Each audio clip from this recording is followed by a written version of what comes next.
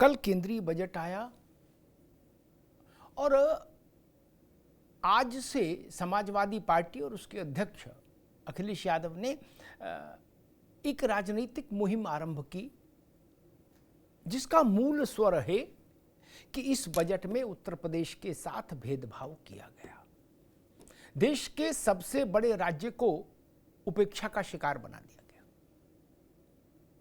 अब ये बड़ा संवेदनशील मसला है और समाजवादी पार्टी जानती है कि किसी भी प्रदेश के लिए ये एक राजनीतिक तौर पर उर्वर मुहिम है, फर्टाइल, कि हमारे प्रदेश के साथ सौतेला व्यवहार किया गया। और अखिलेश जी उसका तर्क भी दे रहे हैं कि क्यों किया गया। तो वो कह रहे हैं कि इसलिए किया गया कि लोकसभा के चुनाव में उत्तर प्रदेश की जनता ने समाजवादी पार्टी को बड़ा बहुमत दिया और भारतीय जनता पार्टी को हाफ कर दिया 19 के मुकाबले। इसलिए उत्तर प्रदेश को दंडित किया जा रहा है। और वो यही नहीं रुक रहे अखिलेश यादव, वो तो कह रहे हैं कि दिल्ली से लखनऊ, दिल्ली जो है वो लखनऊ वालों से नाराज है, लखनऊ से नाराज है। इसलिए भी ये स्थिति बन रही है कि बजट में कुछ नहीं मिला और दोनों इंजन आपस में टकरा रहे हैं। जब वो ये कहते हैं तो इसका अर्थ होता है कि वो दिल्ली और लखनऊ के बीच में युद्ध चल रहा है, शीत युद्ध चल रहा है। आखिर अखिलेश यादव अचानक से इतना हमलावर क्यों हो गए, कैसे हो गए? और उन्होंने अपने पूरी इस आक्रामक रणनीति का मुख्य पृष्ठ बना दिया बजट को। अखिलेश यादव सवाल उठा रहे हैं कि बजट के पूरे भाषण में देश के सबसे बड़े राज्य का नाम तक क्यों नहीं लिया गया। ये बात बड़ी है और कड़ी है, तीखी है, और वो जान रहे हैं कि इसी में आनंद आएगा राजनीति में। इसलिए उन्होंने आज इस मसले को उठाया कि उत्तर प्रदेश का नाम तक नहीं लिया बजट में, क्यों? अब भारतीय जनता पार्टी के आंगन में कुछ अस्त व्यस्तताएं हैं, कुछ उठापटक तो है। ये तो नहीं कहा जा सकता कि आंगन में शांति है। और उसी उठापटक को और ज्यादा विस्तार दे रहे हैं अखिलेश जी। वो ये भी कह रहे कि मेरा ऑफर जारी रहेगा जो केशव जी को दिया था, केशव मौर्य को। बोले वो ऑफर जारी रहेगा और अभी तो मानसून है, आगे विंटर आएगा तो विंटर का भी ऑफर आएगा। उनसे पूछा गया कब तक ऑफर जारी रहेगा, बोले जब तक परिवर्तन नहीं हो जाए। बोले आप क्यों ऑफर दे रहे हैं? बोले भाई जिनको ऑफर दिया है वो लंबे समय से लगे हैं, उनके प्रयास से कुछ नहीं हो पा रहा है, तो हमने सोचा हम भी ऑफर दे के देखें, उनकी शक्ति बढ़ाएं, लेकिन करना तो उन्हीं को पड़ेगा। ये स्थिति। और दूसरी ओर भारतीय जनता पार्टी में ये स्थिति ये कि जो सहयोगी दल हैं वो भी अलग अलग किस्म की मुद्राएं बना रहे हैं। सहयोगी दल उत्तर प्रदेश में बहुत छोटे हैं आधार में, लेकिन है तो हैं, तकनीकी तौर पर तो हैं सहयोगी दल। ओम प्रकाश राजभर, संजय निषाद, वो भी अपना पासा फेंक रहे हैं। और उन्हीं सब के चलते जो भाजपा के भीतर गतिरोध अवरोध पैदा हो रहा है, उसी का समाजवादी पार्टी पूरा राजनीतिक लाभ लेना चाहती है। लेकिन समाजवादी पार्टी पर यह आरोप नहीं लगाया जा सकता कि वो भाजपा में विभाजन की स्थिति पैदा कर रहे हैं। नहीं, ये भाजपा में पहले हो रहा है कार्यक्रम, उसके बाद वो उसके लिए पैकेज जारी कर रहे हैं या ऑफर जारी कर रहे हैं अखिलेश यादव। और बिहार और आंध्र प्रदेश को जिस तरह से बजट में प्राथमिकता मिली, तरजीह मिली, वो एक पक्ष और दूसरा पक्ष उत्तर प्रदेश की उपेक्षा, दोनों को एक साथ लेके समाजवादी पार्टी चल रही है। और अखिलेश यादव कह रहे हैं कि जो सरकार बचा सकते हैं उनके लिए पैकेज डील चल रही है। उत्तर प्रदेश ने चूंकि भाजपा को समर्थन नहीं दिया व्यापक तौर पर, इसलिए उत्तर प्रदेश को दंडित किया गया है। वो शब्द का इस्तेमाल कर रहे हैं अखिलेश यादव कि सजा दी गई है यूपी को। ये तीखा शब्द है और बड़ा शब्द है।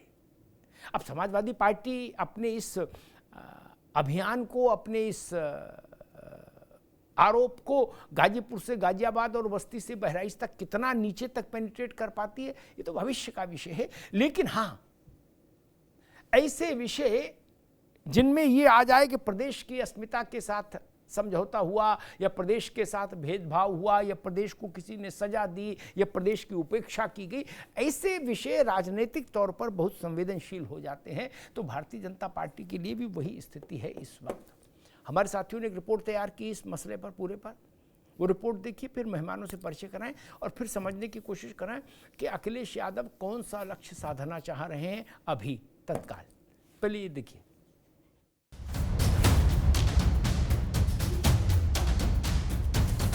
बड़े सपने दिखाए थे यूपी को, क्या मिला यूपी को? लगता ये है कि दिल्ली अब लखनऊ की तरफ नहीं देख रही है, या लखनऊ वालों ने दिल्ली वालों को नाराज कर दिया, उसका परिणाम हमें बजट में दिखाई दे रहा है। बिहार जा रहा है विकास, यूपी को क्यों छोड़ रहे हैं आप?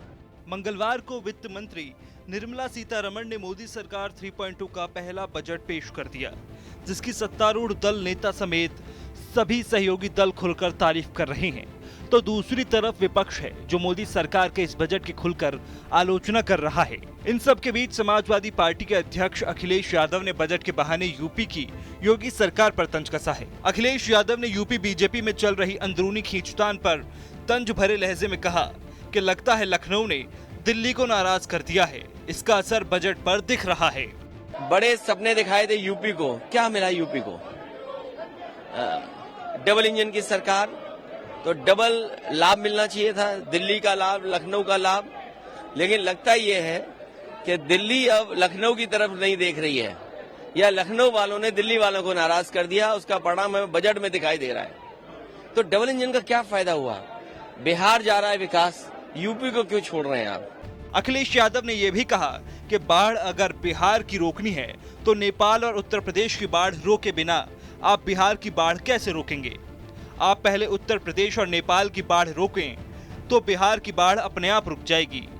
बाढ़ अगर बिहार की रोकनी है तो नेपाल की बाढ़ रोके बिना और यूपी की बाढ़ रोके बिना आप बिहार की बाढ़ कैसे रोकेंगे? तो आपको पहले यूपी की बाढ़ रोकें, नेपाल की बाढ़ रोकें, तो बिहार की बाढ़ अपने आप रुक जाएगी। किसानों को लेकर अखिलेश यादव ने कहा कि किसानों को एमएसपी मिले, उनकी आय दोगुनी करने के लिए रास्ता निकले, लेकिन ये सरकार किसानों को समर्थन मूल्य न देकर सरकार बचाने वाले अलायंस पार्टनरों को समर्थन मूल्य दे रही है।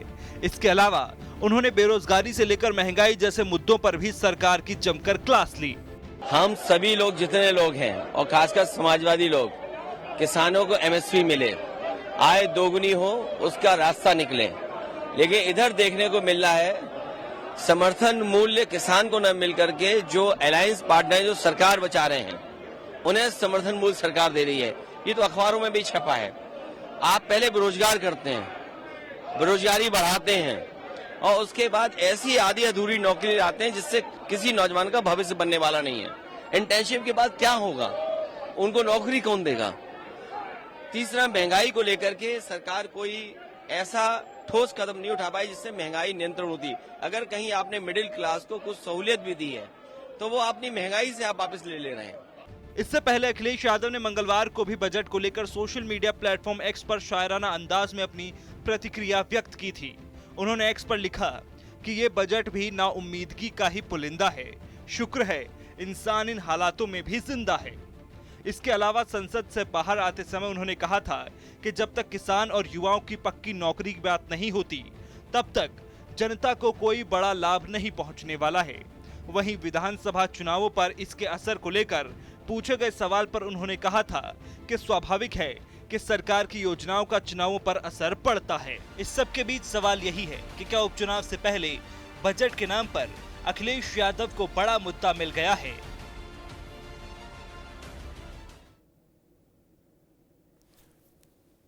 उत्तर प्रदेश में बाई इलेक्शन होना है 10 सीटों का, और उससे पहले ये बजट का मुद्दा समाजवादी पार्टी ने उछाला, जिसमें उसका मूल आरोप ये है, प्रमुख आरोप ये है कि उत्तर प्रदेश को दंडित किया है, उत्तर प्रदेश को सजा दी गई है, उत्तर प्रदेश की उपेक्षा की गई है। ये तीखा आरोप है, बड़ा आरोप है। हमारे साथ आनंद दुबे हैं, प्रवक्ता भारतीय जनता पार्टी। आनंद जी का बहुत स्वागत है। कपिल श्रीवास्तव जी हैं, समाजवादी पार्टी के प्रवक्ता। कपिल जी का बहुत स्वागत है। राज शर्मा साहब हैं, कांग्रेस के नेता। राज जी का बहुत स्वागत है। रोहित अग्रवाल जी हैं, आरएलडी के प्रवक्ता। रोहित जी का बहुत बहुत स्वागत। आजकल भाजपा के जो सहयोगी दल हैं उत्तर प्रदेश में, उन पे निगाह ज्यादा है मेरी, क्योंकि वो बहुत तेज रफ्तार में भाग रहे हैं। समझ ही नहीं आ रहा कौन किसके घर जाके फोटो कहां खिंचा ले, कब और कैसे कैसे कैप्शन के साथ फोटो लोड कर रहे हैं। चाहे राजभर जी हो, चाहे संजय निषाद हो, मामला बड़ा गड़बड़ी, मतलब समझ ही नहीं आ रहा क्या हो रहा। खैर कपिश जी, आपसे बात शुरू करूंगा क्योंकि आज अखिलेश जी के कुछ वक्तव्यों की बड़ी चर्चा है। एक तो उनने ये साफ कर दिया कि कोई कुछ कहे मैं तब तक ऑफर देता रहूंगा जब तक जिनको लिए ऑफर है वो हिम्मत करके कुछ कर नहीं लेते हैं, तब तक हम उनको जोर लगा के हाई इशा करेंगे कि भाई कुछ कर लो। मैंने एक आंकड़ा देखा जो उत्तर प्रदेश की सरकार ने जारी किया कि उत्तर प्रदेश को बजट में क्या क्या मिला, कितने लाख करोड़ मिले, कितनी नौकरी बढ़ेंगी, एंटरप्रेन्योरशिप कैसे बढ़ेगी। मैंने देखा एक आंकड़ा जो राज्य की सरकार ने जारी किया। अखिलेश जी कह रहे हैं कि उत्तर प्रदेश को सजा दी गई है क्योंकि दिल्ली वाले लखनऊ वालों से नाराज हैं। एक तो आप लोग ये छायावादी कब से हो गए, इशारों में बोल रहे हो, दिल्ली वाले लखनऊ वालों से नाराज। अरे सीधी सीधी बात करो, गरीब भी तो समझे भैया क्या कहना चाह रहे हो। नहीं, अखिलेश जी कह रहे सजा दी गई, पूछा गया क्यों, बोले चूंकि जनता ने इनको वोट कम दिया इसलिए यूपी को दंडित किया और लखनऊ वाले से दिल्ली वाले नाराज भी हैं। ये क्या माजरा है, आप छायावादी हो गए बिल्कुल। जैसा उत्तर प्रदेश की जनता अमिताभ जी बहुत समझदार है। जब वो डबल इंजन को समझती है, डबल इंजन के जो दोनों इंजन आमने सामने से क्रैश कर रहे हैं उसको समझती है, तो लखनऊ वाले से दिल्ली वाले नाराज हैं इसको तो समझना बहुत आसान है। 36 का आंकड़ा दरपेश है, ये क्या हमें कहने की जरूरत है, ये आपको नहीं पता है। उत्तर प्रदेश के सरकार के वेबसाइट से मोदी जी की फोटो गायब हो जाती है। योगी जी तो पीछे पीछे दौड़ने वालों में, उनकी तो क्लास हमेशा ही लगती रहती है। 1.5 साल तक मंत्रिमंडल विस्तार किस तरीके से रोका गया और कितनी दौड़ भाग के रहने के बाद फिर जबरन बनाया गया, वो क्या उत्तर प्रदेश की जनता ने नहीं देखा है क्या? कैसे दिल्ली वाले उत्तर प्रदेश में छापा मरवा रहे थे, ऊपर उत्तर प्रदेश के एसआईटी कहां छापा मार रही थी, क्या ये आपने नहीं देखा कि यह मूर्धन्य पत्रकारों ने नहीं देखा है? और क्या ये उत्तर प्रदेश 4 राज्यों के बराबर है कि नहीं? 4 बड़े राज्यों के बराबर, 80 लोकसभा की सीटें, 2 लाख करोड़ रुपए का मात्र इनोवेशन आपने दिया। और हमें आप बताइए, इंफ्रास्ट्रक्चर के नाम पर केंद्र सरकार यानी मोदी सरकार ने इस उत्तर प्रदेश को कौन सा एक्सप्रेसवे दे दिया जिसमें सहभागिता यह मानी जाए कि उनकी है? कौन सा देने जा रहे? कौन इंफ्रास्ट्रक्चर के अंदर शिक्षा या चिकित्सा के क्षेत्र में जो है वो केंद्र उत्तर प्रदेश की सहायता कर रही है? अभी तक तो योगी जी ने दो रिजिम में सिर्फ समाजवादी पार्टी के विकास के कार्यों को भुनाया है। लखनऊ से लेकर मैं गोरखपुर तक आपको सारी विकास गाथा इनकी और अपनी दोनों सुना सकते हैं, जिसमें ये खुल करके इनका कलई सामने आ जाएगा। और ये हकीकत है कि योगी सरकार की हेल्प केंद्र सरकार ने नहीं की है, इसमें कहीं दो राय नहीं। ठीक, गोरखपुर को मैं पूछता हूं नरेंद्र मोदी जी ने क्या दे दिया? बनारस को तो बहुत कुछ पैकेज लाकर ठीक है कपिश जी, ठीक, अभी रुकना होगा। मैं ठीक कपिश जी दोबारा मैं आता हूं, आनंद जी के पास चलूंगा, फिर कांग्रेस और आरएलडी के पास आऊंगा। मैं समझ गया समाजवादी पार्टी की जो रणनीति मुझे दिख रही है, हो सकता मैं गलत हूं क्योंकि राजनीति तो भाई क्षण क्षण बदलती है, लेकिन मुझे समझ में आ रहा कि थोड़े दिन बाद 10-15 दिन के बाद हो सकता है समाजवादी पार्टी योगी जी की तारीफ करती दिखे और ठीकरा उधर फोड़ दे दिल्ली, ऐसा भी हो सकता है। कपिश जी ने मुद्दा उठाया कि बनारस को तो बहुत कुछ मिला, गोरखपुर को क्या मिला। ये बात गंभीर है और ये इशारा करती है कि तीर हर उस जगह मारेगी सपा जहां उसको लग रहा है कि तीर अंदर जा सकता है। आनंद जी भाई देखो, कुछ तो गड़बड़ आपके घर में भी है, उछल कूद ज्यादा है, इतनी तो नहीं होनी नहीं चाहिए, भाजपा में तो नहीं होनी चाहिए।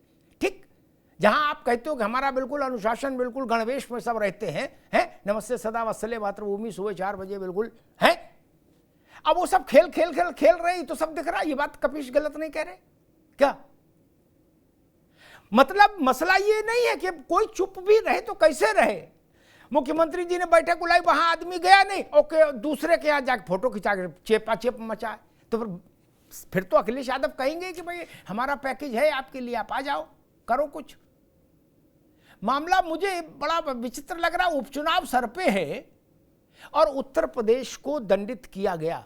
ये वाक्य देखिए, आप आंकड़े देख के बताएंगे कि दंडित नहीं किया गया, मैं जानता हूं। सुबह मैंने इस पर एक शो भी किया था सरकार ने बयान भी जारी किया, उत्तर प्रदेश सरकार ने, लेकिन सामान्य जन उन आंकड़ों में कहां पढ़ पाता है।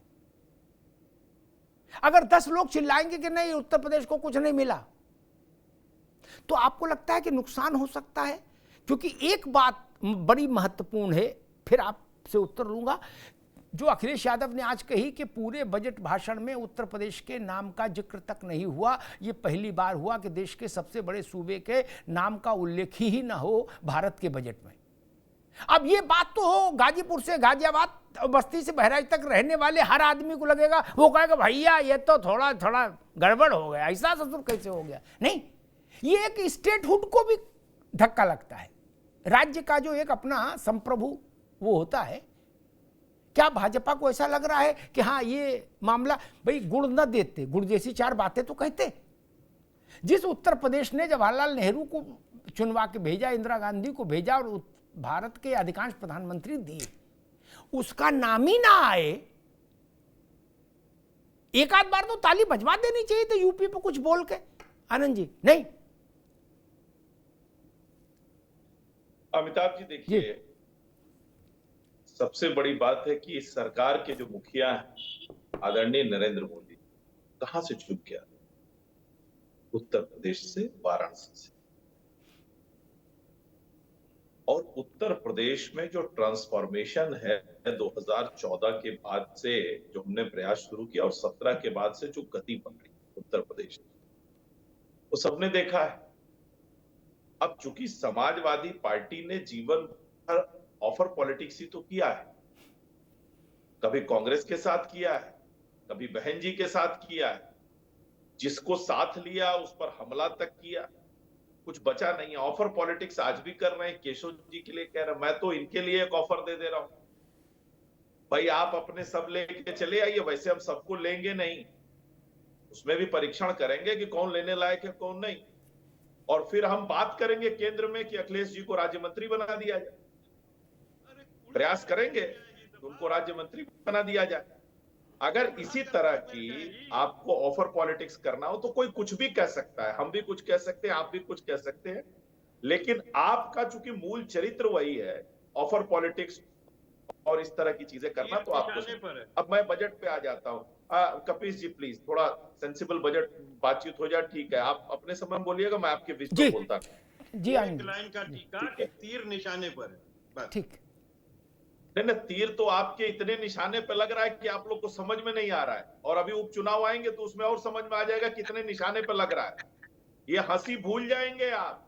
17-14 से लेकर और 24 तक हंसी गायब थी ना, हंसी गायब थी 24 तक, चेहरे पे उदासी। आप भी आपके भी चेहरे पे हंसी नहीं थी, ऐसा लगता था जबरिया भी बुरा लग रहा है कि हमेशा रुलाना चाहते हैं। आप हंसिए। अभी आपको खुद पे भी हंसना है कुछ दिनों बाद, आप चिंता न करिए। अब मैं बजट पे आ जाता हूँ। इन्होंने कहा इनको हंसना अच्छा नहीं लगता। ठीक है, अब रुक जाइए कभी जी, आप उनकी बात आ जाए फिर जी। तो इन्होंने कहा उत्तर प्रदेश के साथ जो है सौतेला व्यवहार किया गया, इसलिए क्योंकि हमारी सीटें। मैं आपको बता देता हूँ, इंटरिम बजट में जो उत्तर प्रदेश को एलोकेशन हुआ था, इंटरिम बजट तो चुनाव से पहले आया था, तब तो चुनाव के रिजल्ट भी नहीं आए थे। इंटरिम बजट में 2,18,000 करोड़ के आसपास उत्तर प्रदेश को दिया गया, और ये जो फुल बजट आया है इसमें 2,43,000 करोड़ बढ़ा दिया गया है। तो उत्तर प्रदेश का जो शेयर है वो बढ़ा है, घटा नहीं है, एक विषय। दूसरी चीज, उत्तर प्रदेश में चाहे कोई 3 करोड़ जो घर बनेंगे प्रधानमंत्री आवास योजना में, तो उसमें सबसे बड़ा लॉयन शेयर जो है उत्तर प्रदेश का है। औद्योगिक पार्क जो बनने हैं 12 देश में, उसमें 2 उत्तर प्रदेश में बनेंगे। इसी तरह तमाम योजनाएं हैं जो उत्तर प्रदेश के लिए। लेकिन जिन लोगों ने उत्तर प्रदेश में कुछ नहीं किया, आज ये किसानों की बात करते हैं अमिताभ जी, बड़ी हंसी आती है। बंडई बांध परियोजना हो, अर्जुन सागर बांध परियोजना हो, सरयू लिंक परियोजना हो, जितनी भी करीब करीब 46 ऐसी सिंचाई परियोजनाएं थी जो कोई 30 साल, कोई 35 साल, कोई 40 साल से लंबित थी। और इस दौरान अखिलेश जी की भी सरकार रही, मायावती जी की भी रही, मुलायम सिंह जी की भी रही, कोई योजना पूर्ण नहीं हुई। ये योजनाएं अगर पूर्ण हुई तो हमारी सरकार में हुई। 10 साल में सपा बसपा ने मिलकर जितना धान और गेहूं नहीं खरीदा है, आनंद जी, योगी ठीक है, आदित्यनाथ जी की ठीक सरकार है, ने 5 से 6 ठीक साल में खरीदा। है। आनंद जी, एक मिनट रुकना होगा, एक मिनट रुकना होगा, एक मिनट। अमिताभ जी, चीनी मिलों को बेचने ठीक है, एक मिनट रुको आनंद भाई, एक मिनट रुको, एक मिनट रुको भाई, एक मिनट रुको, मजबूर करने वाले, एक मिनट आनंद दुबे, एक मिनट रुकिए। अखिलेश यादव बार बार इस बात को कह रहे हैं हर फोरम से, आज ही उन्होंने 3-4 फोरम पर इसी बात को रिपीट किया कि दिल्ली वाले लखनऊ से नाराज हैं। इस बात का मतलब क्या है और भारतीय जनता पार्टी इससे क्या सेंस कर रही है, इसका क्या अर्थ निकाल रही है? आनंद जी देखिए, अखिलेश यादव जी सिवाय झूठ के कुछ बोलते नहीं और सिवाय झूठ के वो कुछ सोचते नहीं।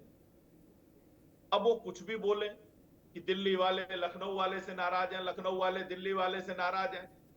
अरे इनके अपने परिवार की नाराजगी तो पूरे उत्तर प्रदेश ने देखी है ना। उस नाराजगी को तो सार्वजनिक रूप से लोगों ने मंच पे देखा है। नाराजगी व्यक्त कैसे की जाती है ये अखिलेश यादव जी ने दिखाया है पूरे उत्तर प्रदेश को। तो जो जिस माहौल में आगे निकला हो उसको यही लगता है, उनको लगता है कि हर जगह यही सारी चीजें होती है अमिताभ जी। लेकिन सत्यता यह है कि ये अखिलेश यादव जी उत्तर प्रदेश को भ्रमित करने की कोशिश कर रहे हैं। लेकिन उत्तर प्रदेश की जनता बहुत समझदार है, उनको पता है कि कौन से लोग जो है समाजवाद की छतरी के नीचे परिवारवाद को बढ़ा रहे हैं। ठीक है आनंद जी, अभी रुकना होगा, मैं राज शर्मा जी के पास चलूंगा। राज शर्मा जी,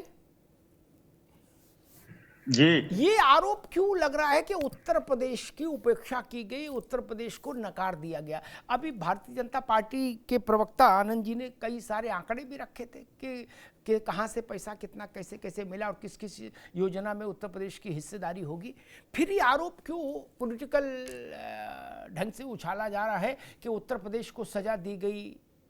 कोई कह रहा है उत्तर प्रदेश के साथ दोहरा व्यवहार हुआ, कोई कह रहा है उत्तर प्रदेश की नजरअंदाजी कर दी गई। राज शर्मा जी, देखिए भाई, मैं सबसे पहले एक बात कहना चाहता हूं कि मुझे नहीं पता आज दुबे भाई हमारे कौन सी डायरी ले आए जो इधर उधर की बातें कर रहे हैं, गलत डायरी ले आए। अब आपने जो पूछा बताता हूं, ये बहुत बड़ी विडंबना नहीं लगती क्या आपको भी कि एक फाइनेंस मिनिस्टर भाषण दे 80 मिनट का और उसमें ना तो राम का नाम ले, पुरुषोत्तम राम का, जिनको धोखा दे के ये सत्ता में आ गए, और ना उत्तर प्रदेश का नाम ले, ना अयोध्या बोले।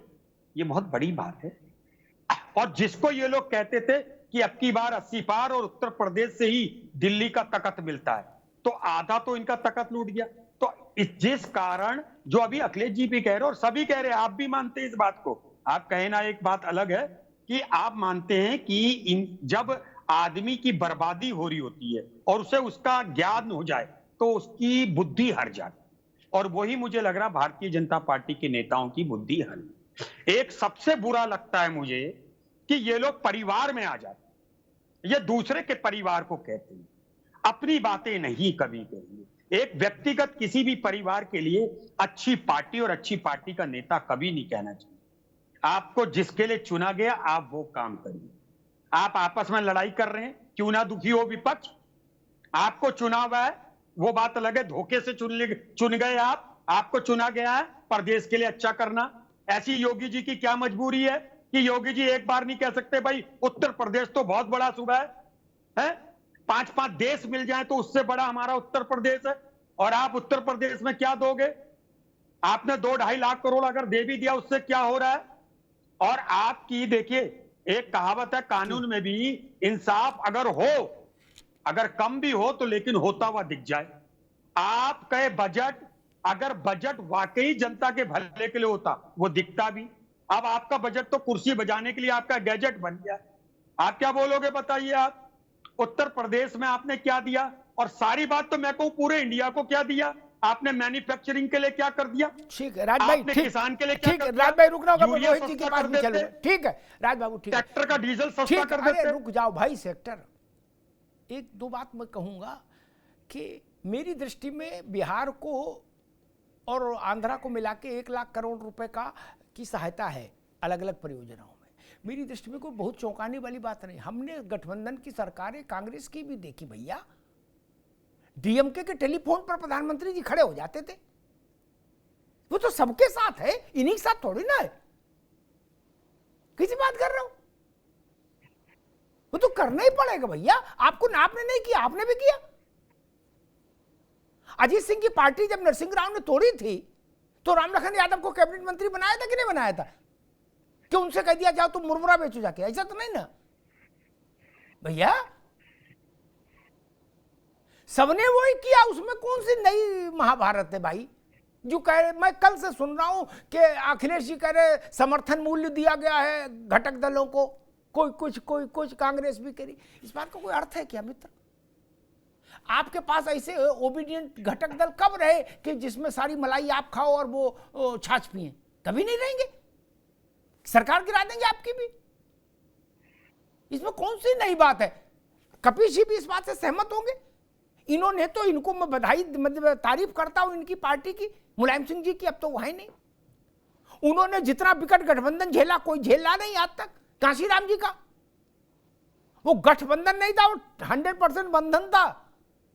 कभी जी देखा ना, वो तो कुर्सी एक रखते थे, मुख्यमंत्री को खड़ा रखते थे और कैमरामैनों को रोके रखते थे, मैंने फोटो ली उनका।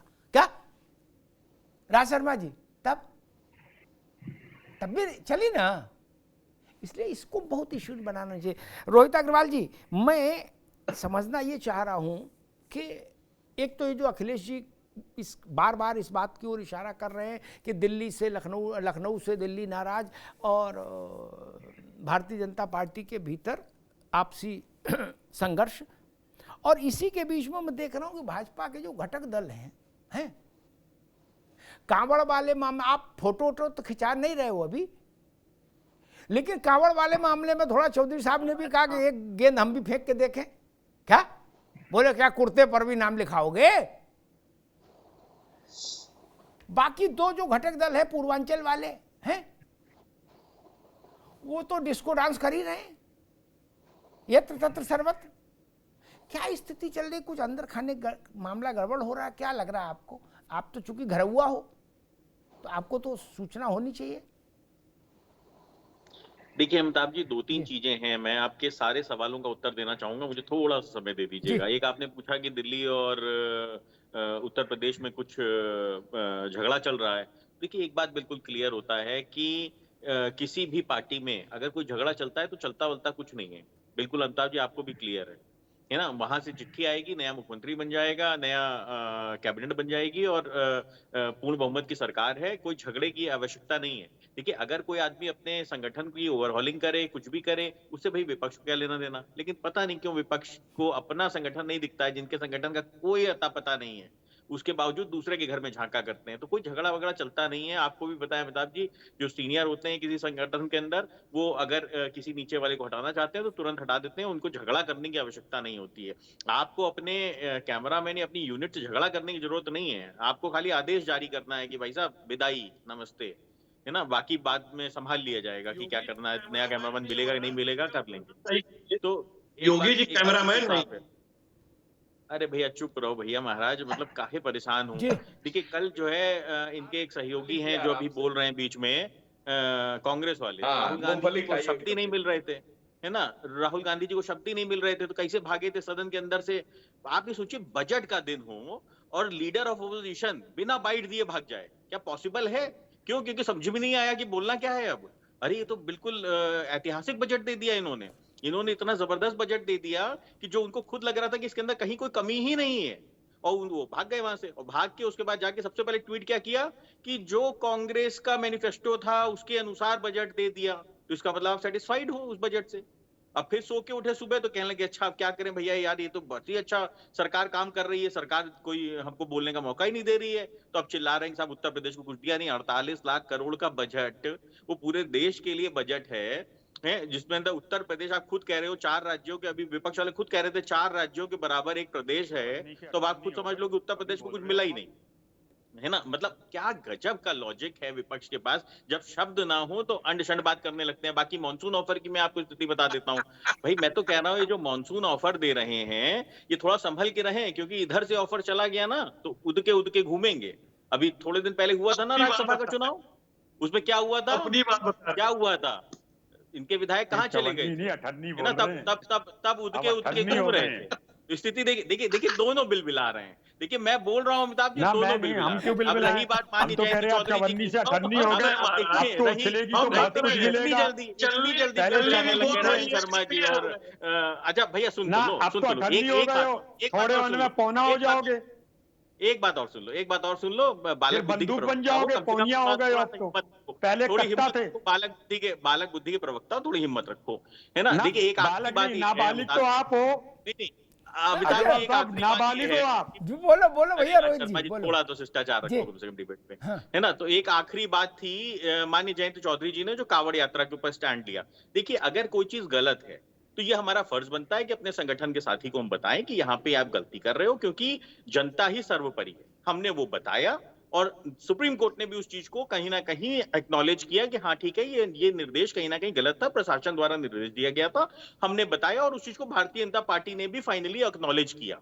देखिए तो स्थिति बिल्कुल साफ है अमिताभ जी। अच्छा ठीक है रोहित, एक छोटा सा सप्लीमेंट्री, फिर मैं कपिल जी के पास जाऊंगा कि 7 कालिदास मार्ग पर आजकल अलायंस पार्टनर्स जाके फोटो खिंचा रहे हैं। आपको भी जाने का है क्या कोई कार्यक्रम, हम आपसे मतलब आपकी पार्टी का? देखिए अमिताभ जी एक बात बिल्कुल साफ है कि कौन किससे कौन सी शिष्टाचार मुलाकात कर रहा है, कौन कहां दबाव की राजनीति कर रहा है। हमारी पार्टी का मुद्दा बिल्कुल क्लियर है। हम जिसके साथ रहते हैं पूरी ईमानदारी से रहते हैं और दिखाई भी पड़ते हैं। हम केंद्र में भी सत्ता के अंदर हैं और हम प्रदेश में भी सत्ता के अंदर हैं। दोनों में हमारे कैबिनेट मिनिस्टर हैं। माननीय जयंत चौधरी जी स्वयं कैबिनेट राज्य मंत्री स्वतंत्र प्रभार हैं और हमारे पास प्रदेश के अंदर अनिल कुमार जी कैबिनेट मिनिस्टर हैं। तो इसलिए हम सरकार का हिस्सा हैं और पूरी ईमानदारी से हम अपने घटक दल के साथ खड़े हैं। उनके हर ठीक है रोहित, आपको रुकना होगा। कपिल श्रीवास्तव, ठीक है रोहित, कपिल श्रीवास्तव, एक बात रोहित अग्रवाल ने ठीक कही और इसके कई उदाहरण हैं। गुजरात में मुख्यमंत्री से लेके और उप मंत्री तक सब एक झटके में एक साथ बदल गए थे और आराम से शपथ हो गई थी। ऐसे कई उदाहरण है भाजपा के राज्यों में। कहीं कोई झगड़ा नहीं, कहीं कोई फसाद नहीं, कहीं कोई जिंदाबाद मुर्दाबाद नहीं हुआ क्या? तो जब ऐसी स्थिति है, पार्टी के पास एक ऐसा अपना मैकेनिज्म है कि कब किसको कहाँ चार्ज देना है और कब किससे चार्ज लेके उसके दूसरी जगह उसको समायोजित करना है और उसके स्थान पर किसी और को लाना है, तो फिर आपको ये कहाँ से दिख रहा है कि सारा कुछ मामला झगड़े में फंसा हुआ है और लट्ठम लट्ठा हो रहा है? कपिल जी। अमिताभ जी, सबसे पहली बात तो ये कि आप योगी जी की तुलना अन्य मुख्यमंत्रियों से नहीं कर सकते, ना अन्य किसी ताकतवर मंत्री से कर सकते। योगी जी स्वयं में मजबूत है। समाजवादी वाले मानते हैं कि यूपी का मुख्यमंत्री मजबूत है, जनता के मुद्दों पे बात कर सकते हैं। अरे रुक जाओ अब भाई, रोहित जी अभी उनकी आवाज आने जी जी आपकी भी स्थिति बताएंगे जी, आपकी बताएंगे। योगी जी बिल्कुल इस मामले में मजबूत हैं क्योंकि आरएसएस का उनको साथ है और नड्डा साहब ने कह दिया हमको पिताजी का साथ नहीं चाहिए। कहा था ना, तो योगी जी के साथ आरएसएस खड़ी है। हिम्मत हो तो हाथ लगा के देख लें। ये योगी जी के लिए जो केशव प्रसाद जी ऐसे ही दौड़ के जाते हैं क्या? अच्छा जब ये सच आप क्या कपिल भाई, एक हमारे सप्लीमेंट्री ले लो, इन लोगों का न लेना। मतलब जब आप ये सच जानते हो तो केशव जी नहीं जानते? अगर आरएसएस उनके साथ है तो वो हटने से रहे, फिर केशव जी मेहनत क्यों कर रहे हैं? हम तो इसीलिए कह रहे हैं ना कि हम तो पीडीए को बढ़ावा दे रहे हैं। उनके यहाँ का जो पीडीए है, नहीं आपने उनको कहा नहीं कि फिर अभी मेहनत ना करो? अरे भाई सुन तो लीजिए, मेहनत की बात नहीं है जी। आपके पास अगर 100 हैं तो आप ले आओ, हम आपकी सरकार बना देंगे, अपनी सरकार नहीं बनाएंगे। ये जनता पे विश्वास नहीं है क्या आपको कि जनता आपको 27 में जिताएगी? नहीं, जनता पे विश्वास नहीं है। एक सेकंड रोहित, एक सेकंड जी जी। रोहित भाई, एक बात मैं इनसे पूरे तरीके से सहमत हूं कि रालोद के जो नेताजी हैं हुजूर, वो जिसके साथ रहते हैं पूरे समय के लिए रहते हैं, जैसे वो हमारे साथ थे। टिकट की बंटवारा भी हो गया, कुछ नहीं आपत्ति हुई। हम आपके साथ थे, आप हमारे साथ थे। ये तो विषय कहीं ना कहीं चर्चा का है कि आप हमारे साथ थे कि हम आपके साथ थे। अरे सुनिए, 2 सीट वाले साहब, आपकी पार्टी तो हमारी विचारधारा से बनी थी। अरे भैया, जो हमें धोखा देके जिसकी पार्टी खड़ी हुई हो, धोखे के आधार पे जिसकी पार्टी खड़ी हुई हो, चौधरी अजीत सिंह जी को 1989 में अगर चौधरी अजीत सिंह जी को अगर आपने हराया ना होता, धोखा दिया होता, तो आपकी पार्टी ना खड़ी होती महाराज, आपकी पार्टी ना खड़ी। एक मिनट रुकूंगा, आना कपिल भाई, एक मिनट रुकिए, रोहित जी रुकिए, चुनाव हार रहा हो, ठीक है, दोनों लोग रुकिए, कपिल जी रुको, रोहित अग्रवाल रुकिए। जयंत चौधरी की बात चल रही है। आज अखिलेश यादव से एक प्रश्न हुआ कि क्या जयंत आपके तरफ फिर आ सकते, कपिल जी रुकिए, कि क्या जयंत चौधरी फिर आपके पास आ सकते, आपकी तरफ आ सकते हैं? अखिलेश यादव ने जो उत्तर दिया वो सुनना चाहिए। उन्होंने कहा कि मेरे पास कोई क्यों आएगा, मेरे पास तो देने को कुछ है नहीं, ना मैं राज्यसभा दे सकता हूं, ना मंत्री बना सकता हूं, ना राज्यपाल बना सकता, आदि आदि उन्होंने कुछ उदाहरण दिए। तो जब ये स्थिति है तो फिर ऑफर क्यों दे रहे? ये भाई जब स्थिति ऐसी है नाजुक, तो ऑफर ना दो अभी। ये वक्त से पहले ऑफर भी कई बार गड़बड़ कर देता है। कपिल जी अटक जाएगा, आप पहले खा लीजिए तब बोलिए। अरे मुझे बहुत चिंता है आपकी, आप बड़े भाई हैं। खैनी खाते हुए फिर हम दिखाएंगे, पिछली बार खैनी खाते हुए पकड़े गए थे आप डिबेट में। बहुत धन्यवाद। आपके लिए भी रखते हुए ये किशमिश है, और किशमिश खा के पानी पी। हाँ, किशमिश, काजू, बादाम ही समाजवादी खा सकते हैं भाई। हम लोग किसानों के गरीब आदमी, हम लोग कहाँ खा पाएंगे किशमिश, काजू? जो पल में उधर क्या खाओगे आप? अमिताभ जी भिजवा दो हमारे यहाँ भी किशमिश, काजू, बादाम। अमिताभ जी क्या भी भिजवा दो थोड़ा सा। अमिताभ जी, अधिवक्ता इतना तो कमाता ही, कम से कम किशमिश से पानी बिल्कुल खा सकता, किशमिश क्यों नहीं खा सकता? कपिश भाई, मैं गोरखपुर आऊंगा तो जरूर आपके यहाँ आऊंगा। जरूर आप सब लोग अभी एक पैकेट दीजिएगा अभी साथ में। ब्राह्मण आदमी है, खाता है तो दक्षिणा भी लेता है, मैं लेके आऊंगा। नहीं, मैं दूंगा आपको, 11 रुपए दक्षिणा मिलेगी। अब मैं एक बात कर रहा हूँ, देखिए अमिताभ जी, एक बात बहुत स्पष्ट है। हाँ, हमारे पास देने के लिए तो राज्यसभा भी थी, और हमने दिया भी इनके नेताजी को। हमारे ही राज्यसभा के सांसद हैं वो, हम लोगों के ही वजह से हैं। अभी अपनी कमाई के तो नहीं है। राज्यसभा जाने के लिए कितने लोगों की जरूरत है? अरे आपकी पार्टी ही हमारी कमाई की है। चौधरी अजीत सिंह जी को धोखा ना दिया होता तो आपकी पार्टी ना होती। इतना ज्यादा हमारी कमाई की है महाराज। अरे भाई, काहे परेशान हो रहे हो? दोस्त सरकार 1989 याद है? चौधरी अजीत सिंह जी को धोखा ना दिया होता तो मुलायम सिंह मुख्यमंत्री ना बनते कभी। अरे याद है 1989, जिसकी पार्टी धोखे पे बनी हो, जिसकी पार्टी का आधार नींव धोखे की हो, वो अब हमें ज्ञान देगा। अब वो हमें ज्ञान देगा, हमको बताएगा। आपको शर्म नाम आपकी क्या देंगे? आप हमें ज्ञान देंगे? शर्म आती है कि नहीं है? देके पार्टी बनाई हो, जो हमारी पार्टी के प्रति रहा हो, आज वो हमको बताएगा कि हमारे नेता को सीट दे रहा है।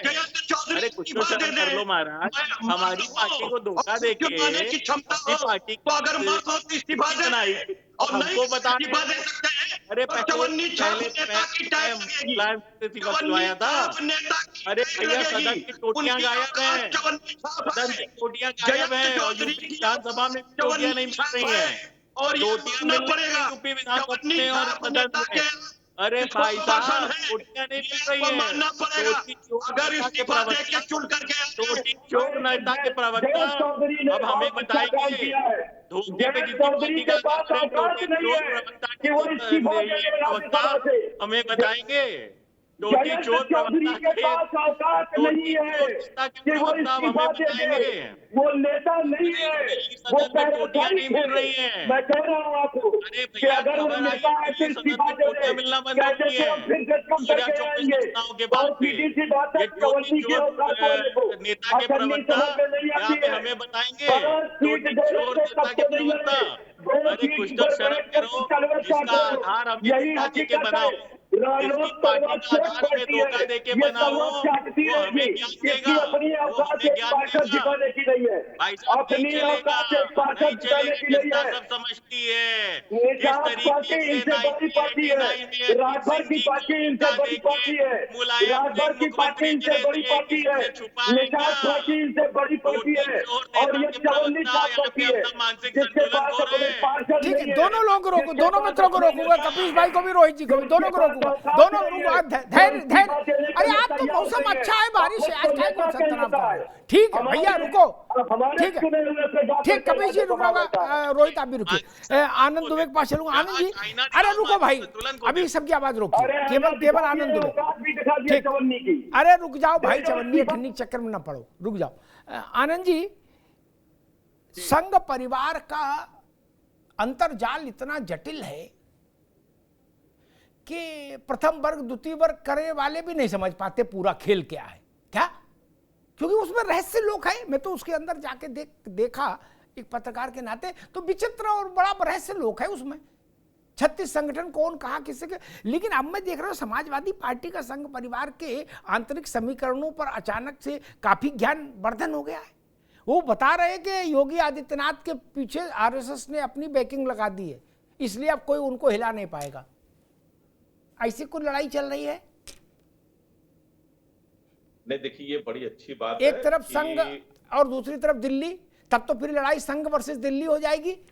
और उससे भी ज्यादा मेरी रुचि समझने में है कि जो बड़े बड़े संघ के स्वयंसेवक दशकों नहीं जान पाते हैं कि इनकी अंतर संरचना क्या है।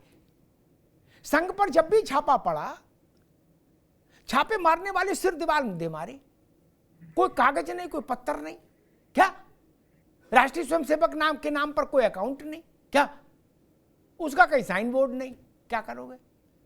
तो वो तो उस ढंग का अपना है। लेकिन अब उसकी इतनी थीसिस समाजवादी पार्टी को समझ में आ गई, अंतर संबंध कि कौन किसके पीछे वैकिंग कर रहा है। आनंद जी,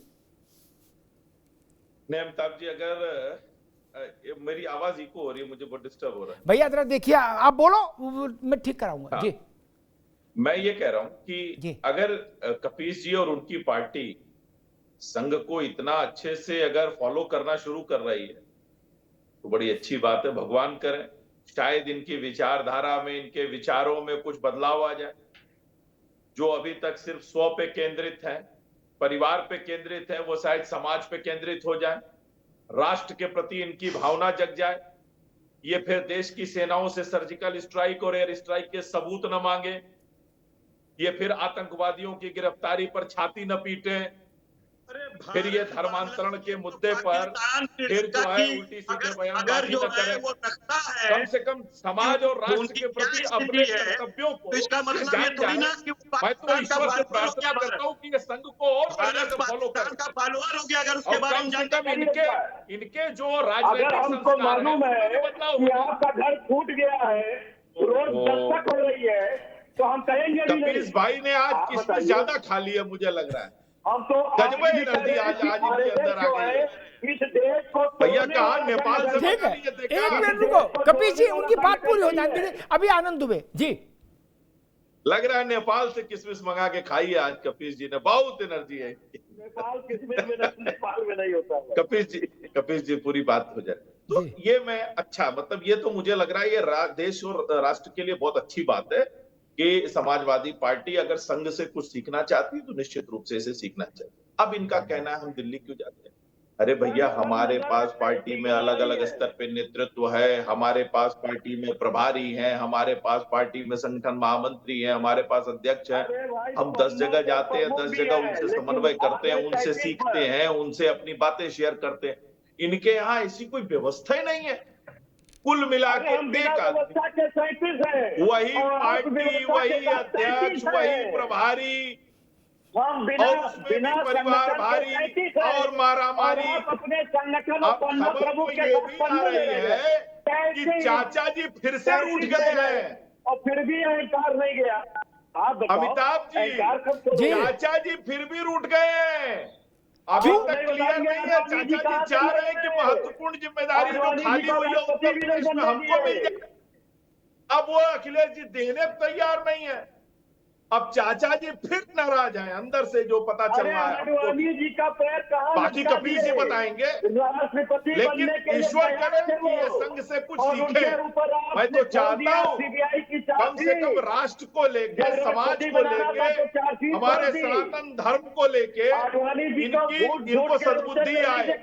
कम से कम अब भी ये अयोध्या जाए, कम से कम ये बाबा विश्वनाथ कॉरिडोर के विषय में और अच्छी बातें करें। कम से कम ये मथुरा में भगवान कृष्ण के जन्म स्थान के विषय में अपनी विचारधारा स्पष्ट करें। तो बहुत सारी चीजें हैं लेकिन जो कम से कम संघ की शरण में जाने से इनके लिए ठीक हो जाएगा। जो हकीकत है उसको स्वीकार कीजिए। नहीं, मैं तो कह रहा हूँ, मैं कह रहा हूँ कपिल जी एक बार शाखा में भी जाइए आप, और साथ में अखिलेश जी को भी ले जाइए। मैं निश्चित रूप से कहता हूँ आपका हृदय, मानसिकता सब परिवर्तित हो जाएगी। आडवाणी जी का फोटो नहीं, मुरली मनोहर जैसी ज्योति जी का आपके पोस्टर पर फोटो नहीं। भैया आप कभी जाते ही नहीं है ना, आप देखते ही नहीं है। आज भी आदरणीय प्रधानमंत्री जी हर मौके पे आडवाणी जी के घर, जोशी जी के घर जाते हैं। लेकिन ठीक, दोनों मित्रों को रोकूंगा, दोनों मित्रों को रोकूंगा। भाई देख, ठीक है, रुकना होगा। भी मैं राज शर्मा के पास जाऊं उससे पहले एक बात कह दूं कपिल जी को, कि जब आप दूसरे के रोशनदान से झांकोगे तो दूसरा भी झांकेगा, इसमें तो फिर परेशानी की बात नहीं। अभी 29 तारीख से उत्तर प्रदेश विधानमंडल का सत्र शुरू होना है। विधान परिषद में नेता बता दिया, अखिलेश जी ने नामित करवा दिया, ठीक है।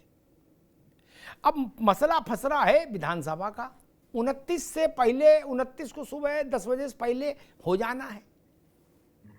अब जो आनंद कह रहे हैं वो मसला वही है कि भाई मैनपुरी के चुनाव में अखिलेश जी ने कहा था मंच से कि चाचा को हम बड़ी जिम्मेदारी देने जा रहे हैं बहुत जल्दी। तो चाचा इंतजार में है, स्वाभाविक है। जब मंच माइक से बता दिया जसवंत नगर की सभा में कि बड़ी जिम्मेदारी देंगे, और चाचा लगातार टेलीफोन हाथ में लिए हैं कि कहीं घंटी बजे। लेकिन जो नाम चल रहे हैं वो कोई कह रहा है रामअचल राजभर है, कोई कह रहा है इंद्रजीत सरोज हो सकते हैं, और कोई कह रहा है कि रागिनी सोनकर हो सकती है नेता विपक्ष। लेकिन चाचा का नाम कम चल रहा है, यही बात वो कह रहे हैं। अब जब आप संघ तक का सब समझ लोगे तो वो आपके घर का नहीं समझेंगे, वो भी समझेंगे भैया सीढ़ी आप इनके घर लगाओगे तो ये भी तो सीढ़ी लगाएंगे आपके आंगन में। तो वहां वही समस्या है कि चाचा का क्या होगा। फैसला 3 दिन में हो जाएगा। अब तो 2-3 दिन बचे ना। चाचा ही रहेंगे तो नहीं, चाचा देखो कपिल बाबू, ये आप भी जानते हो, चाचा मामा फूफा राजनीति में कौन होता किसका, ये आप हम चाचा ही रहेंगे हमेशा। उनका अपर हैंड ये सब घर में होता है, चाचा फूफा मामा। भैया इनकी तरह नहीं है, चाचा फूफा मामा। लगवा दिए। अच्छा एक मिनट रुक जाओ कपिल जी, अब बीच में मत बोलना। हमने देखा है चाचा मामा फूफा सबको, क्या उन दृश्यों को मैं यहां उद्धृत नहीं करना चाहता। तब चाचा नहीं थे, तब भतीजे हो गए थे क्या वो शिशुपाल, नहीं ना? अब भी चाचा है। तो तब क्या क्या नहीं हुआ, तब क्या क्या नहीं हुआ। अगर चाचा के साथ ऐसा होता है क्या मित्र? नहीं, ये इसलिए मैं कह रहा हूं चूंकि आप योगी जी आरएसएस और आरएसएस के 36 संगठनों का सब जानते हैं, इसलिए मैंने कहा योगी जी चाचा भतीजे नहीं है मोदी जी। ठीक, तो उनके साथ क्यों हो रहा है?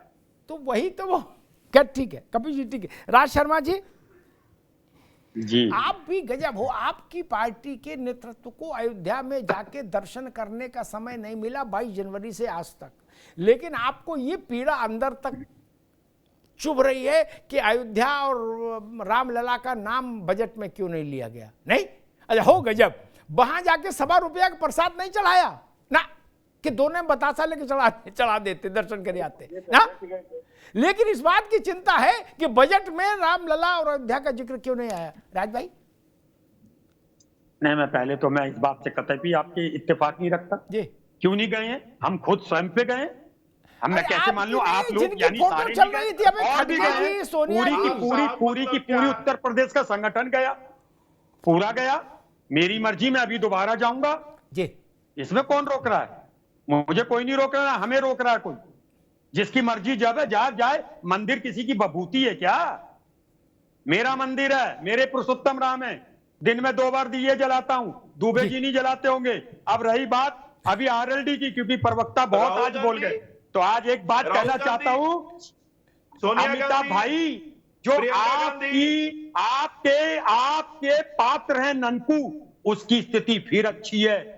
इनकी स्थिति बीजेपी में, आरएलडी की स्थिति ननकू से भी बहुत बुरी है। अब आप मंत्री हैं, स्वतंत्र प्रभार है केंद्र में, आप बता रहे हो ननकू? ननकू से बुरी है। आपका पात्र ननकू का एक सम्मान है, मैं बता रहा हूं, फिर उसको सब पार्टी गलत सम्मान से देखते हैं। और अब आ जाऊं, ये इनका इतिहास है। अभी ये बीच में जब कपीस भाई बोल रहे थे, अजीत सिंह अच्छे नेता थे, लेकिन रोहित भाई इतनी बड़ी सीनियर नेता नहीं हो आप। उन्होंने भी बदला इधर उधर, इसलिए उनकी क्रेडिबिलिटी घटी। वैसी आप हो, आप इतने सीनियर नेता नहीं हो, कतई नीते नहीं हो। और राहुल भाई, एक बार सुन लो रोहित भाई, अभी आप और आपने कहा, आप किसी को ऑफर देने लायक नहीं हो। अरे अब तो कुछ नहीं हो अब तो चले जाओ भगवान राम के दर्शन करने। मैंने तो आप लोगों को नाबालिग मान किया। अब आप अठन्नी बने हो, अभी जब रुपया बन जाओ तब बोलना। अभी अठन्नी बने हो, और वो भी दूसरे के दे। आपका क्या राज्यसभा सदस्य जस्ट बिकॉज ऑफ सभापति में आता नहीं है, ठीक है, अच्छी बात है। 34 से अठन्नी बने, आपको रुपया नहीं, और अब वो अठन्नी हो जो बाजार में कोई लेता नहीं, जो अभी कह रहे हैं आप किस पार्टी हो। मेरी बात सुनिए, आप अठन्नी वो हो रोहित भाई जो अठन्नी मार्केट में चलती नहीं। इससे ज्यादा क्या बेइज्जती करवाए जा रहे हैं, बोले जा रहे हैं, तो ये बालक बुद्धि का ही प्रवक्ता कर सकता है। मुझे समझ नहीं आ रहा, हेडमास्टर क्यों बन जाते हो? एक बताइए, वो अलग है कि चेहरे में लाली आने लगी है आपकी, वो बात अलग है, चेहरे में लाली आने लगी है। कुछ नहीं है, आप अठन्नी हो, ठीक है। अरे रुको भाई, दोनों मित्रों को रोकूंगा, या अठन्नी चवन्नी चक्कर में ना पड़ो। एक मिनट दोनों को रोकूंगा। राज भाई रुक जाओ, रोहित रुको भाई। नहीं, एक मानन आ रहे पहले मुझे बहस को थोड़ा लेवल प्लेइंग लाने, फील्ड लाने।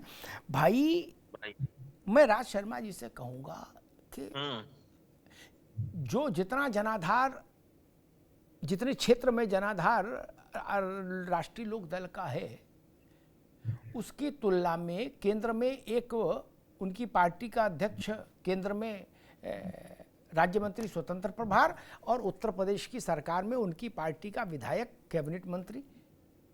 और क्या आप कैसे कह सकते हो कि इनकी हैसियत ननकू जैसी हो गई? ऐसा नहीं ना, बताओ ना। अरे हैं, ये अच्छा है, ननकू अच्छा है, ननकू की तरह स्थिति नहीं है भाई। आप गलत क्यों बोल रहे हो? ननकू आपका पात्र बहुत अच्छा है। राज भाई रुकना होगा। आनंद दुबे जी, आप जो कहेंगे वो तो कहेंगे ही, लेकिन एक प्रश्न जो कांग्रेस ने खड़ा किया, वो नई थ्योरी लाई कांग्रेस, जो अखिलेश जी से चूक गई।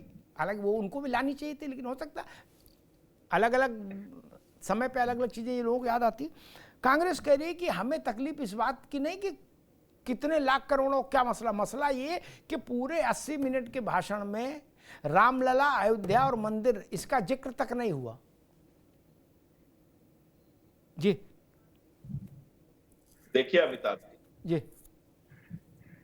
भगवान राम भारतीय जनता पार्टी के हृदय में है, अंतस्थल में। हमने कभी चुनाव के लिए भगवान राम का इस्तेमाल नहीं किया है। हमेशा भगवान राम का इस्तेमाल विपक्षी पार्टियों ने अपने वोट के ध्रुवीकरण और तुष्टीकरण के लिए किया है।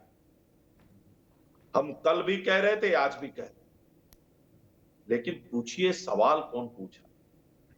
वो राहुल गांधी जिनकी आज तक हिम्मत नहीं पड़ी अयोध्या जाने की, जो 5 रुपए का चंदा नहीं दिया जिन्होंने राम मंदिर में। प्रियंका गांधी, सोनिया गांधी आज तक गई नहीं, चंदा नहीं दिया। मजलिस की सभाओं में जाके 2-2 घंटे सोनिया गांधी बैठ सकती है, राम मंदिर में जा सकती है। इनको चंदा दिखाई दे रहा है। ये कौन, इनको भगवान की स्तुति में नहीं भरोसा है। अरे ये चंदा से लेकर ठीक, एक मिनट, अभी केवल आनंद में क्या बात, कपिल जी अभी बताओ, केवल आनंद में क्या बात जी, कपिल जी प्लीज जी। हाँ, अब इन्होंने एक बात कही, जब आपने कहा, इन्होंने कहा रोहित अग्रवाल कौन होते हैं, इनकी क्या हैसियत है ऑफर देने की। अरे भाई, रोहित अग्रवाल अपनी पार्टी के आधिकारिक प्रवक्ता हैं, वो यहाँ जो बोल रहे हैं उनकी पार्टी का आधिकारिक बयान है एक तरह से, या जो भी बातें वो कहते हैं वो पार्टी की बात माने। आप तो प्रवक्ता भी नहीं है, नेता कांग्रेस हैं। और सुन लीजिए, आप कह रहे हैं कि मैंने दर्शन कर लिया, यानी आपने पार्टी हो गई, और रोहित अग्रवाल कह रहे हैं नहीं माना जाएगा। यहाँ स्टैंडर्ड बना रखा है भाई, पुलिंदा हो फिर वही नाबालिग। आपको किसने बताया, आपको किसने बताया, बताइए। जो बोलो झूठ बोलो, नाबालिगों की तरह झूठ बोलते रहोगे आप जो झूठ बोलोगे। अरे कांग्रेस पार्टी में का सर्टिफिकेट किसी की हैसियत जो है नौकरी नहीं है। नाबालिग, शर्म नहीं आती। इन तीन गांधियों को छोड़ के कहने की जगह फर्जी भगवान राम कहते हो। कांग्रेस पार्टी में किसी की हैसियत दरबान की भी नहीं है, दरबान की भी कैसे मान लें हम। आप गए, आपका स्वागत है, आप अपने व्यक्तिगत कैपेसिटी में गए, लेकिन धोखा दिया। माना तब जाएगा जब आपके ये तीन फर्जी गांधी में से कोई एक गांधी हिम्मत जुटाए वहां जाने की, लेकिन नहीं जा रहे आप, आपकी हिम्मत नहीं है। बोले तो बोले, छन्नी क्या बोलेगी, छाछ बोले तो बोले। आप जैसी छलनी तो साफ दिख रही है, साफ दिख रही है। आप मैंने आप लोगों को कांग्रेस पार्टी का जाना मान ले, नाबालिग की कैटेगरी में राज डाला। शर्मा को मान ले कि कांग्रेस पार्टी ने दर्शन किया। 2014 के बाद जन्मे हो, चर्च में जा सकते हो, टोपी लगा सकते हो, अयोध्या भी चले जाओ, रामलला के दरबार में दर्शन कर लो, दुबे भाई शायद भूल से क्षमा हो जाए। नाबालिग हो, बात को समझो। आप तो मर्डर भी कर दो तो 3 साल से ज्यादा की सजा। आप तो नाबालिग हो। और अच्छा बताओ अच्छा। रोहित ने सही कहा था, बालक बुद्धि पार्टी के बाल्यकाल प्रवक्ता है आप। ठीक है, अरे नाबालिग तो नाबालिग है, अरे नाबालिग तो नाबालिग है। नाबालिग मतलब अक्ल पूरी नहीं हुई। बाल्यकाल प्रवक्ता है आप। आपकी मासूमियत पे जो है ना, क्या बताए, अद्भुत है आपकी मासूमियत। मैं आपके जैसे बुजुर्ग को यूं भाई एक बात सुना, कैसे खुद को आप राहुल गांधी मान ले रहे हैं। वाह वाह वाह वाह, धन्य है आप। अच्छा, ये बात आपने मुंह से आपको राहुल गांधी बता रहे हैं, ये बात आप मुंह से क्यों नहीं बोलते हो कि आपके दर्शन को राहुल गांधी का दर्शन मान लिया जाए, ये बात क्यों नहीं आपके दर्शन को सोनिया गांधी का दर्शन मान लिया जाए। मैं तो आपको माफी और रोहित अग्रवाल जो बात कर रहे हैं इसका कोई मतलब नहीं है ना। दुबे जी आप नाबालिग लोग हो। राज शर्मा जी, ठीक है, दोनों मित्रों को रोकूंगा, आनंद जी को भी रोकूंगा, राज जी को, दोनों मित्रों को रोकूंगा। ठीक भाई, रुकिए। 1 घंटे बहस चली, जो अंत में विषय आया वो, उस पर मुझे लगता है एक टिप्पणी मुझे करना चाहिए। अयोध्या जैसा विषय जो है ना, उसमें रिप्लेसमेंट वाला काम नहीं चल सकता। नहीं, रोहित अग्रवाल का जाना जयंत चौधरी का जाना नहीं माना जा सकता अयोध्या। रोहित अग्रवाल अपनी आस्था में गए, स्वागत, अच्छी बात है। कपिल जी का जाना, अखिलेश जी का जाना नहीं माना जा सकता। आनंद दुबे का जाना, योगी जी और मोदी जी का जाना नहीं माना जा सकता। वैसे ही राज भाई, आप गए, अच्छी बात है, आप धार्मिक व्यक्ति हैं, आप हो सकता है हर 2-3 महीने में जाते हो अयोध्या को। लंदन में तो है नहीं, आदमी सहजता से जाता ही है, लेकिन वो कांग्रेस का जाना नहीं। कांग्रेस का जाना सिर्फ 4 लोगों से हो सकता है, सोनिया जी, राहुल गांधी, प्रियंका गांधी, मल्लिकार्जुन खड़गे, और 5वां अगर मानो औने पौने खींचतान के, तो बाड्रा तक गए होते तो भी चलो कुछ बात बनती, बाकी से नहीं बनेगी ना। बाकी सबका व्यक्तिगत है, गए, अच्छी बात है, जाना चाहिए।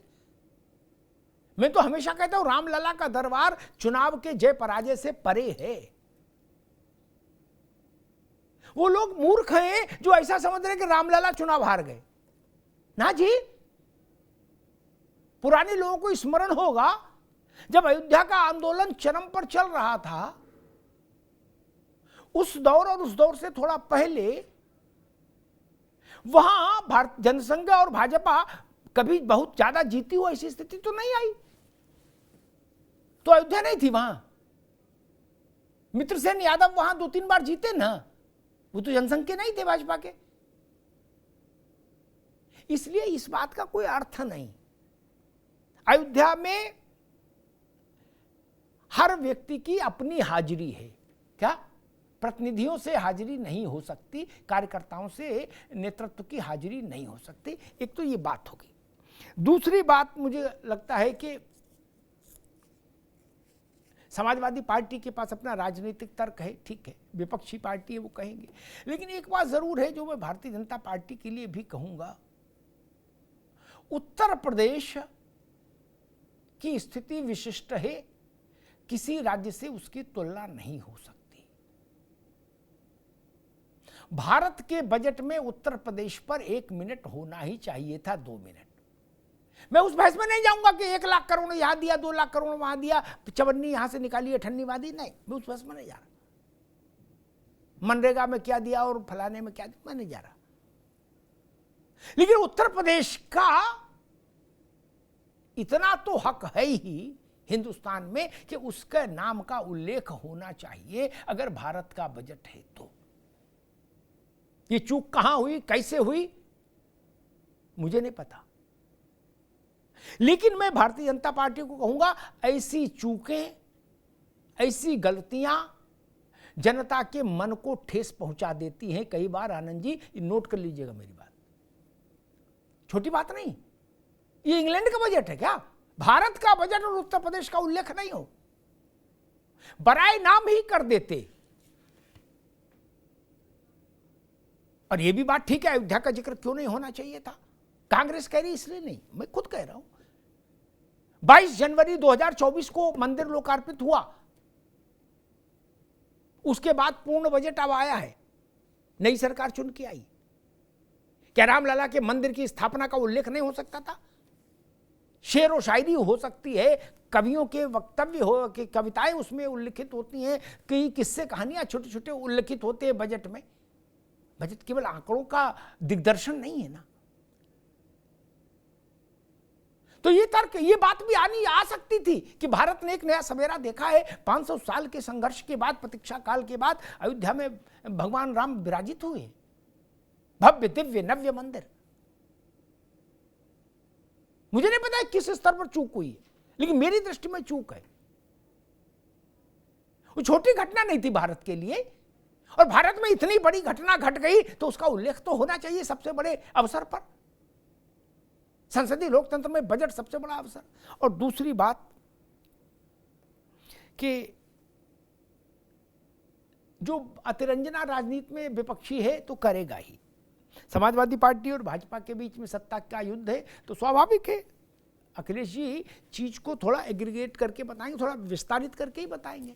लेकिन भाजपा को भी देखना चाहिए कि आंगन में सब कुछ ठीक ठाक है कि नहीं, और अगर ठीक ठाक नहीं है तो क्यों नहीं है। अगर घर की रसोई में बर्तन, घर के आंगन में बर्तन फेंके जाने से खटर पटर मच रही हो, तो फिर पड़ोसी को दोष नहीं दिया जा सकता कि पड़ोसी छत पर खड़ा होकर मजे क्यों ले रहा है। घर के आंगन में बर्तनों का फेंका फांकी बंद होना चाहिए, पड़ोसी अपने आप उतर जाएगा हताश होकर छत से नीचे। लेकिन बर्तन चलेंगे तो पड़ोसी तो देखेगा भाई,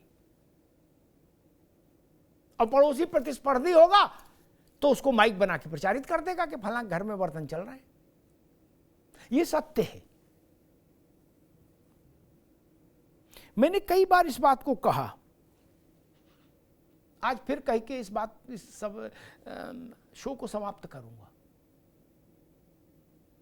योगी आदित्यनाथ को लेकर वैसा खंडन सर्वोच्च और शीर्षस्थ स्तर से क्यों नहीं आया एक बार कि हमेशा के लिए विवाद खत्म हो जाता। दो विवाद एक ही समय उपजे थे कि अमित शाह बन जाएंगे प्रधानमंत्री, मोदी जी नहीं बनेंगे। उन्होंने अमित शाह के लिए वोट मांगेंगे और योगी आदित्यनाथ हटा दिए जाएंगे। इसमें पहले वाले विषय का खंडन 3 लोगों ने आधे घंटे के भीतर किया। आनंद जी, अमित शाह, जेपी नड्डा, राजनाथ सिंह, कि ये झूठ है, निरर्थक है, भ्रामक है, ऐसा कतई नहीं होगा और ये कहा गया 29 के आगे भी प्रधानमंत्री मोदी जी ही रहेंगे, ठीक, अच्छी बात। लेकिन वैसा खंडन योगी आदित्यनाथ के लिए नहीं हुआ। क्यों? हो जाता तो शायद राज शर्मा और कपिल श्रीवास्तव को कहानी बनाने की स्थिति नहीं मिलती, स्पेस नहीं मिलता।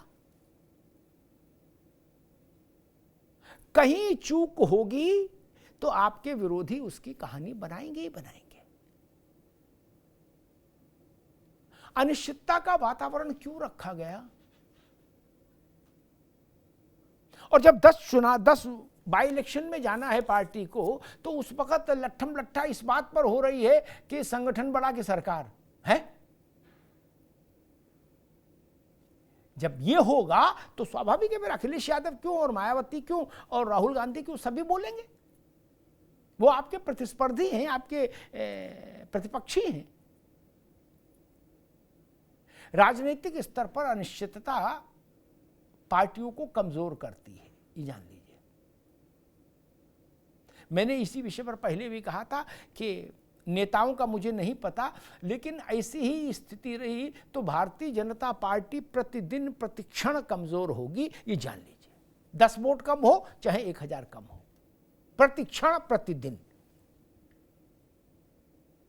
मायावती जी के साथ जब पहली बार सरकार भाजपा ने बनाई थी तो कल्याण सिंह जी ने मुझसे कहा था कि पार्टी का फैसला है ठीक है, लेकिन मुझे लगता है कि हर पल भाजपा नुकसान में जा रही है। बाद में उनकी बात सच साबित हुई। वैसे ही मैं कहूँगा, अनिश्चितता का वातावरण अफवाहों को जन्म देता है और अफवाहें पार्टी के लिए संकट का कारण बनती हैं। धन्यवाद।